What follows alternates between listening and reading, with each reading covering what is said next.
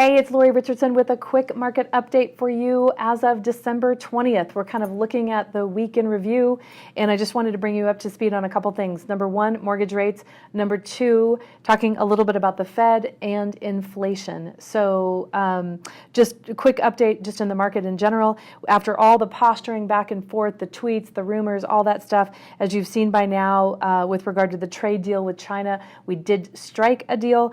Keywords here are phase one of the deal. Not a whole lot of substantial information coming out of that. China will buy products like soybeans from the U.S., and the U.S. will lower tariffs and not implement the new ones that were set to go into effect on December 15th, as you know. As a result of that news, we saw stocks set all-time new highs and bonds relatively unchanged after the volatility that kind of surrounded that, as I know you guys saw. So let's talk about the other three things we want to talk about: the Fed, inflation, and rates. The Fed left rates unchanged, and the decision was unanimous, which is very rare. The Fed felt the current level of the Fed funds rate was appropriate after cutting rates 3 times in 2019, and there were really no changes to the Fed's view on the economy. It's exactly the same as it was during the last meeting. And the statement really had no surprises and was kind of a non-event for the market in general. The Fed's dot chart showed that the Fed was relatively unified in letting rates stay right where they are through all of 2020 is kind of what the analysts are predicting at this point and what the Fed dot chart shows.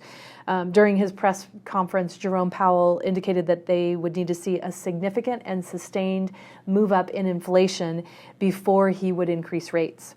So that's a look at the Fed. I want to give you an update on inflation because the Fed's favored measure of inflation is different than our favored measure of inflation. And so I kind of wanted to share a little bit of behind the scenes info with you.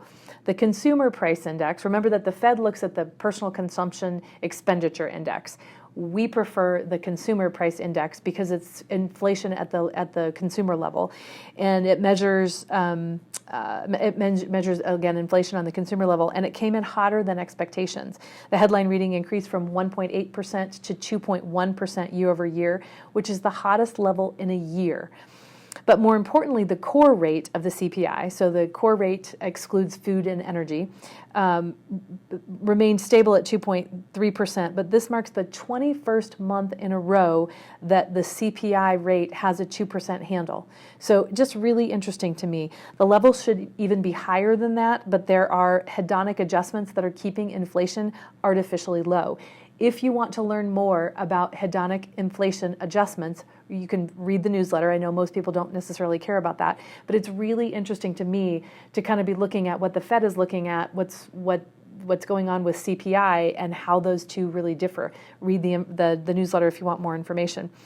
Looking deeper into CPI, we saw that rents increased 0.3% for the month and are increasing at a rate of 3.7% on a yearly basis, which is unchanged from last month. And we saw medical costs increase as well. So overall, just kind of give you an idea of where we're sitting with regard to all that. The question is, are we returning to normalcy or not? Where mortgage bonds have pretty much have ticked up just a little bit in the last week. But the thing that I really want you to note here is that right now, interest rates are 110 basis points, so about 1.125% lower right now than they were this time last year. So it just kind of puts everything into perspective. Remember that rates in the 4s and the high 3s, I say it all the time when I got into the business, rates were at 18.5%, so that's still pretty darn good. We're still in a really, really great place. Lots of volatility, but overall, rates are a 1.125% lower than they were last year. So if you have somebody who purchased, somebody who purchased last year, we're trying to get in touch with all of those clients. It may make sense to look at doing something different. If you're thinking about buying a home, it is still a great time to do it. So if you have questions, please reach out. You know where to find me, 720-200-6868. And I hope you have an amazing holiday season with your family. Talk to you soon.